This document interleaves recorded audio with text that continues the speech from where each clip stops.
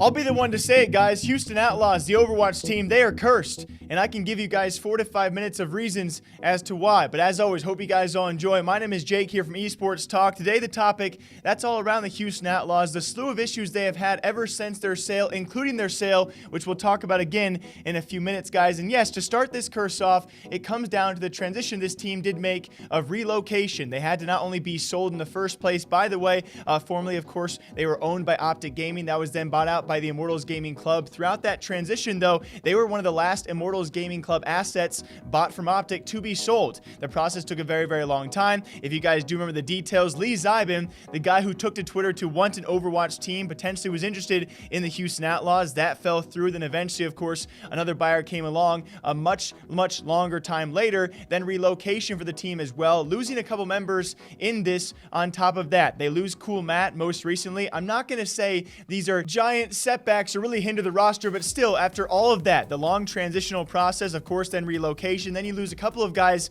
that being Cool Matt. By the way, his story, all the more interesting. We cover it here on this channel. He left this roster, is still a part of the roster, but left the starting competitive roster and took a huge pay cut in doing so the rest of the team could actually meet that budget.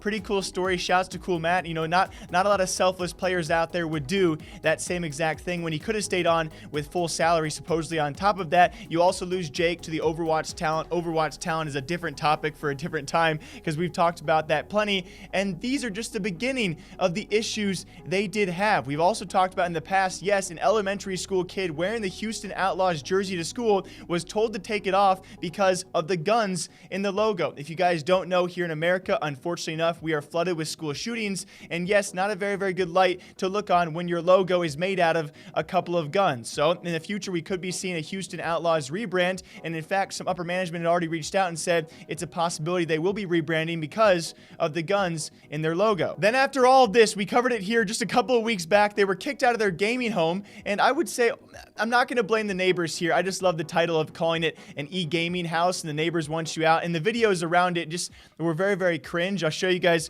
a quick clip covered by my partner Nick here on the channel. It's just so many issues. Talk to us for a second about what's going on in here. So are you guys part of the Outlaws, the Overwatch team? You're wearing a big sweatshirt that says Outlaws, so I'm guessing you are.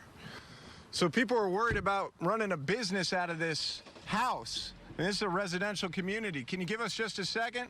How often are you guys going to be here? And then now, on top of all of that, we have the GM for the Houston Outlaws. That's Matt Rodriguez commenting on Ty. Ty, by the way, the current coach of the Houston Outlaws, coming out and made a statement about this, now ever since been deleted. It was about his payment from Immortals Gaming Club, which, by the way, has yet to be made. According to Matt, actually, he's requested pay stubs for both Ty and himself several times now from Immortals Gaming Club, and they simply have not paid it quite yet. Now, hopefully they will respond about this sometime soon and pay these guys what they are owed, because their issues and their curse only continues. It's amazing that Immortals set a record when they acquired Optic Gaming, the supposed triple-figure millions, as in $100 million deal, and they can't pay out a couple pay stubs for the current GM and the coach of the Houston Outlaws.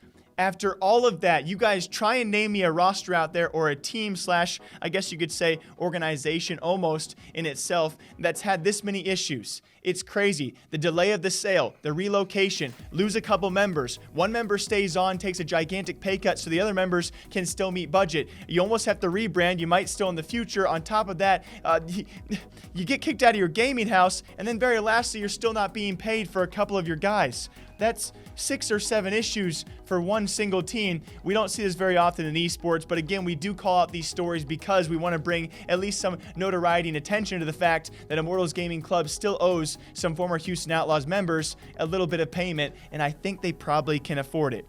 Until next time, I hope you guys all enjoy. My name is Jake, breaking down esports gaming stories here every single day, all day long. You guys can tell me a team. I would love to cover your team if you think they are more cursed. But as of right now, to me, the most cursed team in esports, it's the Houston Outlaws. Yeehaw.